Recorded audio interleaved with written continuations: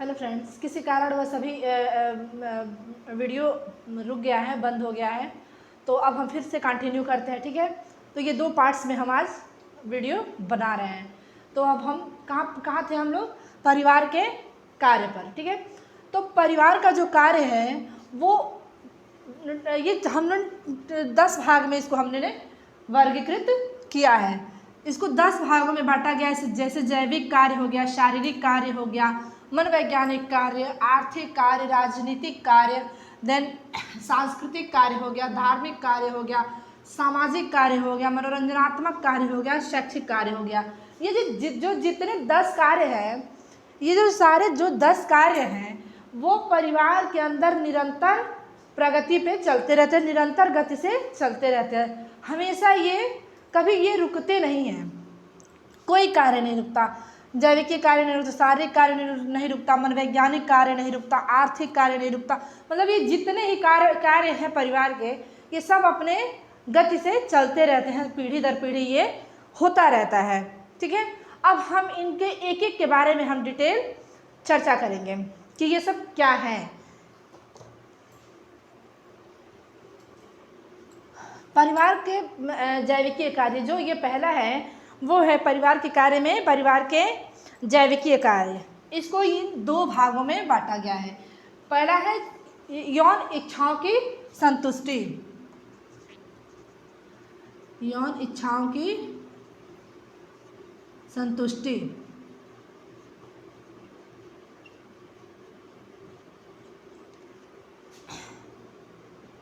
दूसरा है संतानोत्पत्ति एवं बच्चों का पालन पोषण, संतानोत्पत्ति एवं बच्चों का पालन पोषण। ये परिवार के जैविकीय कार्य के अंतर्गत आता है। यौन इच्छाओं की संतुष्टि परिवार के द्वारा ही होती है।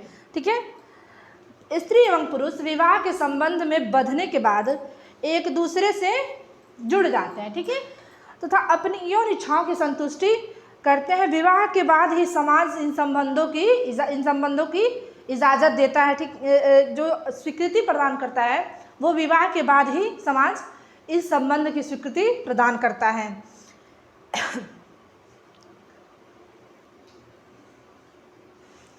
भारत में पति पत्नी के द्वारा की गई यौन संबंधों की जो क्रिया है उसे पवित्र और धार्मिक भावनाओं से युक्त माना गया है। ठीक है, प्रत्येक दंपत्ति की यह कामना होती है कि इस रीति क्रिया के फलस्वरूप जो संतान उत्पत्ति होगी वह सर्वगुण संपन्न एवं तेजस्वी होगी।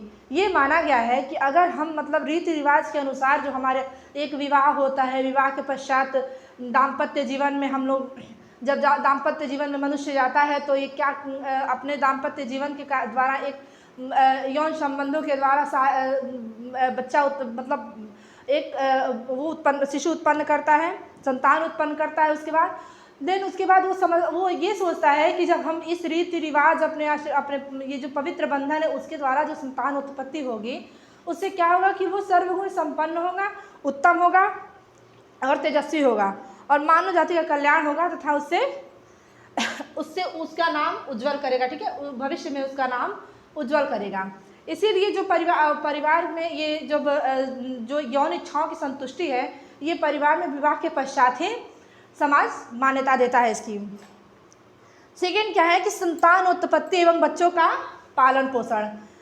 ये जो जैविकीय कार्य है इसमें एक ये भी आता है कि संतान की उत्पत्ति और उनका पालन पोषण। विवाह के पश्चात संतान की उत्पत्ति परिवार का परंपरागत मौलिक एवं सार्वभौमिक कार्य होता है। मानव जो मनुष्य की जो हमारी पीढ़ी है उसको पीढ़ी दर पीढ़ी बढ़ाने के लिए, जो मनुष्य जाति है उसको पीढ़ी दर पीढ़ी बढ़ाने के लिए ये जो संतानोत्पत्ति का कार्य है वो बनाए रखने के लिए ये आवश्यक है। ठीक है, इसके बिना तो मानव जाति का कहते हैं ना, इसके बिना मानव जाति का ही नामो निशान, जैसे मतलब ये सब खत्म हो जाएगा अगर ये कार्य नहीं होगा, संतानोत्पत्ति का कार्य नहीं होगा, पूरी सृष्टि खत्म हो जाएगी। ठीक है, पृथ्वी पर से पूरी सृष्टि खत्म हो जाएगी। अगर कोई परिवार से बाहर जाकर संतान उत्पत्ति करता है तो ये समाज इसकी इजाज़त बिल्कुल नहीं देता है। वो परिवार से बाहर मतलब उसको समाज ऐसे बहिष्कृत कर देता है, वो मान्य नहीं होता है। फिर उसके बाद बच्चों को जो परिवार में बच्चे पैदा होते हैं उनको समाज भी मान्यता देता है। फिर माता पिता अच्छे से उसका पालन पोषण करते हैं, उसको अच्छी शिक्षा देते हैं, हर एक चीज़ मतलब बेहतर तरीके से करते हैं, उसे एक योग्य नागरिक बनाने का प्रयास करते हैं, योग्य नागरिक बनाते हैं, पढ़ाते हैं, लिखाते हैं, उनको अच्छे पोस्ट पे ले जाते हैं। मतलब एक अपना वो जो ये लालन पालन का कार्य है वो बेहतर तरीके से संपन्न करते हैं, पूरी तरह से कोशिश करते हैं कि वो अच्छे से अच्छे इंसान और व्यक्ति बने। ठीक है, नेक्स्ट क्या है, परिवार के शारीरिक कार्य। भाई परिवार के जो शारीरिक कार्य हैं उसमें है शारीरिक संरक्षण का कार्य, भोजन वस्त्र एवं आवास की व्यवस्था, सुख सुविधाएं प्रदान करने की व्यवस्था। शारीरिक संरक्षण के कार्य से तात्पर्य है कि परिवार के प्रत्येक सदस्य एक दूसरे का काफ़ी ख्याल रखते हैं। जैसे परिवार में कोई एक बीमार पड़ गया तो व्यक्ति सभी परिवार के सदस्य मिलकर उसकी काफ़ी उसकी सेवा करते हैं ताकि वो जल्दी से जल्दी स्वस्थ हो जाए। उसका मतलब वो कितनी शारीरिक रूप से अगर कमज़ोर है तो उसको हर तरह से उसकी सेवा करते हैं ताकि वो जल्दी से जल्दी स्वस्थ होकर अपना स्वास्थ्य ठीक कर सके। ठीक है, चाहे परिवार में कोई भी व्यक्ति अगर शारीरिक रूप से विकलांग हो तो उसको व्यक्ति हमेशा सहारा देता है, उसका भरण पोषण करता है। ये सब परिवार संरक्षण के कार्य के अंतर्गत आता है। देन क्या है, भोजन वस्त्र एवं आवास की व्यवस्था। इसके अंतर्गत मनुष्य का सर्वाधिक सुरक्षित स्थान अपना घर होता है। मनुष्य का सर्वाधिक सुरक्षित स्थान अपना घर होता है क्योंकि मनुष्य अपने आप को सबसे ज़्यादा सेफ अपने घर में महसूस करता है। जहाँ परिवार के लोग रहते हैं, सुख सुविधा में उसका ख्याल रखते हैं, मतलब सुख सुविधा में सब लोग परस्पर एक दूसरे के साथ रहते हैं, तो वो क्या कहते हैं कि वह इसीलिए उसको सबसे सुरक्षित स्थान वो व्यक्ति मानता है अपने घर को। परिवार के प्रत्येक सदस्य अपना हर सुख दुख आपस में बांट कर ही उसको अपना मतलब जैसे सुख दुख होता है वो बांटते हैं। फिर उसके बाद हर समय अपने दूसरे का ख्याल रखते हैं। जन्म से लेकर मृत्यु पर्यंत तक, जन्म से लेकर मृत्यु तक, जब तक जीवन है तब तक उसकी आवश्यकताओं इच्छाओं की पूर्ति परिवार के द्वारा ही होती है। परिवार अपने सदस्यों के लिए भोजन वस्त्र और आवास की व्यवस्था करता रहता है। माता पिता जो होते हैं वो स्वयं कभी भूखे भले ही रह जाएं लेकिन अपने बच्चे को भूखे नहीं रखते हैं। इसलिए वो अथक प्रयास करते हैं कि हमारा बच्चा जो है भर पेट खा सके, अच्छे से रह सके, पढ़ सके, लिख सके, मतलब हर एक व्यवस्था करते हैं अपने बच्चे के लालन पालन भरण पोषण के लिए। हर एक व्यवस्था करते हैं, तरह तरह की सुख सुविधाएं उपलब्ध कराते हैं, हर एक चीज़ प्रोवाइड कराते हैं कि हमारा बच्चा हर तरह से सुखी रहे, पूरी चेष्टा करते हैं।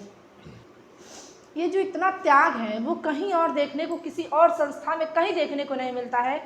बट परिवार के सदस्य एक दूसरे के लिए जो ये परिवार के अंदर ही ये संभव है कि परिवार के सदस्य एक दूसरे के लिए त्याग समर्पण करते हैं। केवल यही एक जगह है जहाँ ये सब देखने को मिलता है। चाहे कभी भी कोई भी कठिनाई हो, परिवार परस्पर एक दूसरे का सहयोग करता है।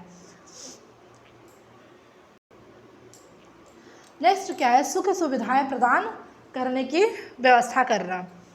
प्रत्येक मनुष्य आराम तलबी होता है। ठीक है, प्रत्येक मनुष्य आराम तलबी होता है। वह सुखपूर्वक जीवन यापन करने की हमेशा कामना करता है कि हम सुखपूर्वक अपना जीवन यापन करें, कोई कठिनाई न हो। इसके लिए वो भौतिक वस्तुओं का, जैसे वो जितनी भी सुख सुविधाएं हैं वो हमारी भौतिक वस्तुओं से ही तो प्राप्त होती हैं।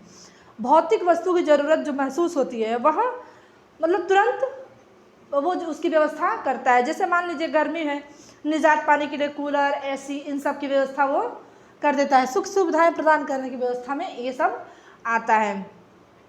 फटाफट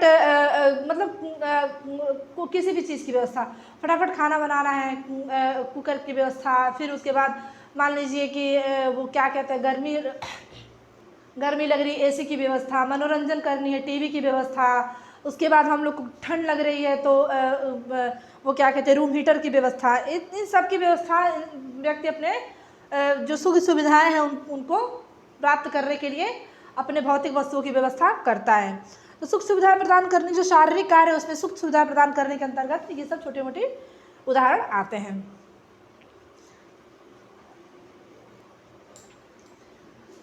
नेक्स्ट क्या है, परिवार का मनोवैज्ञानिक कार्य। परिवार के मनोवैज्ञानिक कार्य में पहला है प्रेम और स्नेह देना, और दूसरा है मानसिक सुरक्षा प्रदान करना। जब परिवार में कोई छोटा बच्चा पैदा होता है तो बहुत ही छोटा और असहाय होता है, असहाय अवस्था में होता है। माता पिता उसको बड़े ही प्यार से, दुलार से, स्नेह से उसका पालन पोषण करते हैं, उसे हर तरह की शिक्षा देते हैं। चाहे बच्चा हो, परिवार के सदस्य में चाहे बच्चा हो या कोई भी हो, परिवार के सदस्य, परिवार में ही उसे स्नेह, प्रेम और दुलार मिलता है, बाकी कहीं इतना प्यार दुलार नहीं मिलता है। तो परिवार के जो मनोवैज्ञानिक कार्य उसमें जो ये स्नेह है वो परिवार के अंदर, ये जो हमको प्रेम और स्नेह है जो परिवार के अंदर ही मिलता है। एक सदरलैंड और वुडवर्ग साहब जो हैं उन्होंने बताया है कि आदर्श रूप में परिवार एक प्रकार का मनोवैज्ञानिक विश्राम गृह है। ठीक है, मानसिक तौर पे हम यहाँ पे विश्राम करते हैं, और जहाँ पर एक व्यक्ति सुरक्षापूर्वक आराम कर सकता है, वहाँ पे कोई कठिनाई नहीं होती है, मतलब आराम से वो अपना मस्तिष्क को अपने विराम देकर वो आराम करता है। तथा दुकान या दफ्तर, मतलब कहीं भी, जैसे ऑफिस हो, कॉलेज हो, यूनिवर्सिटी हो, हॉस्पिटल हो, कहीं भी वो कार्यरत है, कहीं भी वो कुछ कार्य कर रहा है, तो उन सब चिंताओं से मुक्त होकर वहाँ पे वो विश्राम करता है, अपने मस्तिष्क को आराम देता है। तो ये परिवार के अंतर्गत ही ये संभव है, कहीं और नहीं है। इसको इन्होंने ऐसे बताया है। तो ये सदरलैंड और वुडवर्ग साहब ने इसको परिभाषित किया है। देन मानसिक सुरक्षा प्रदान करना। ठीक है, जो परिवार है वो व्यक्ति को मानसिक सुरक्षा प्रदान करने का एक महत्वपूर्ण कार्य करता है। हमारी भौतिक आवश्यकताओं की पूर्ति तो हमारे मतलब अन्न से हो जाएगी, जल से हो जाएगी, वस्त्र से हो जाएगी, आवास से हो जाएगी, परंतु जो हमारे मन की भूख है, जो हमारे मन की भूख को है, वो तो सम्मान से होगी, स्नेह से होगी, प्यार से होगी, सहानुभूति से होगी, सौहार्द से होगी, मतलब इन सबसे ही हमारे मन की भूख शांत होगी। ये जो ये संवेग है ना, वो व्यक्ति को सुरक्षा प्रदान करने का कार्य करते हैं तथा अपनत्व का बोध कराते हैं। परिवार में जब एक दूसरे से परस्पर स्नेह संबंध होता है, प्यार होता है, प्रेम होता है, दया होती है, सहानुभूति होती है, ये सब जो सहयोग की भावना होती है, ये सब जो संवेग होते हैं ना, वो व्यक्ति को एक सुरक्षा प्रदान करने का कार्य करते हैं। सभी परिवार के सदस्य एक दूसरे से परस्पर बंधे रहते हैं, एक दूसरे की भावनाओं का ख्याल करते हैं, एक दूसरे की सुख सुविधाओं का ख्याल करते हैं। ये सब क्या होते हैं, ये हमारी मानसिक सुरक्षा सुरक्षा ही प्रदान करते हैं हमारे मानसिक को। ठीक है, तो नेक्स्ट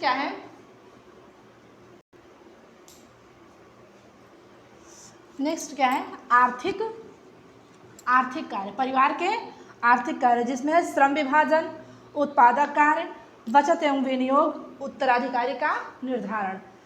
पहला है श्रम विभाजन।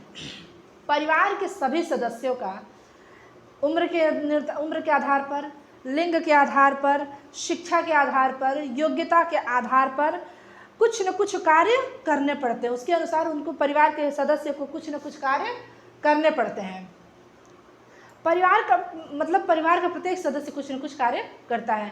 पहले क्या होता था कि पुरुष घर से बाहर जाकर धन उपार्जन का कार्य करता था, और स्त्री क्या थी, घर में रह के घर के सारे कार्य करती थी, बच्चों का पालन पोषण करती थी, उनके शिक्षा दीक्षा का ध्यान रखती थी, मतलब इन सब के बारे में वो परिवार की देखभाल, वृद्ध सदस्यों की सेवा करना, ये सब इनके क्या कार्य थे, स्त्रियों के कार्य थे। पहले की बात कर रहे हैं। लेकिन प्रेजेंट टाइम में क्या है, प्रेजेंट टाइम में हर एक क्षेत्र में स्त्री पुरुष दोनों साथ में कार्य करते हैं। जैसे स्त्रियां बाहर भी कार्य करती हैं, घर में भी कार्य करती हैं, पुरुष क्या है, पुरुष भी बाहर कार्य करता है, कभी कभी घर में भी कार्य कर देता है।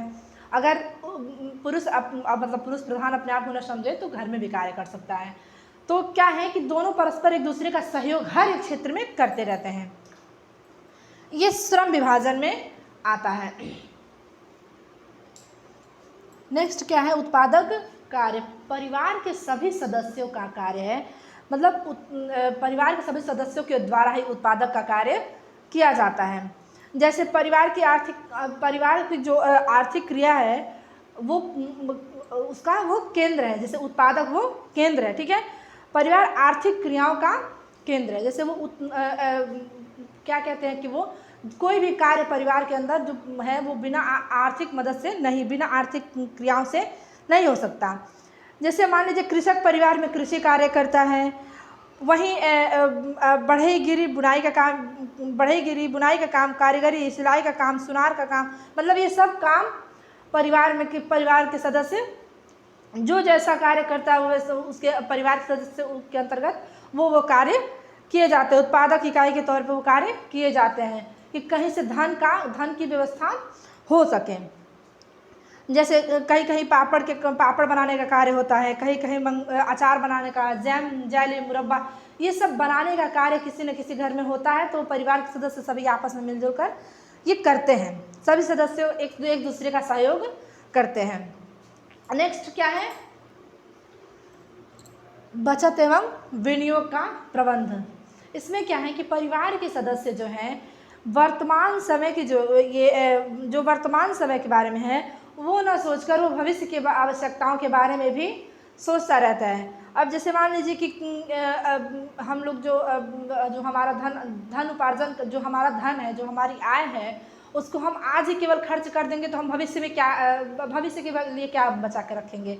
इसलिए परिवार के सदस्य आज के बारे में जो हमारा आज है उसके बारे में सोचते हुए हम भविष्य के बारे में भी चिंतन मनन करते रहते हैं, ताकि भविष्य के लिए उतना जागरूक हो सके, भविष्य के लिए हम उतना धन बचा के रख सकें, कभी कोई ज़रूरत पड़े तो हम तुरंत अपना वो प्रयोग करें।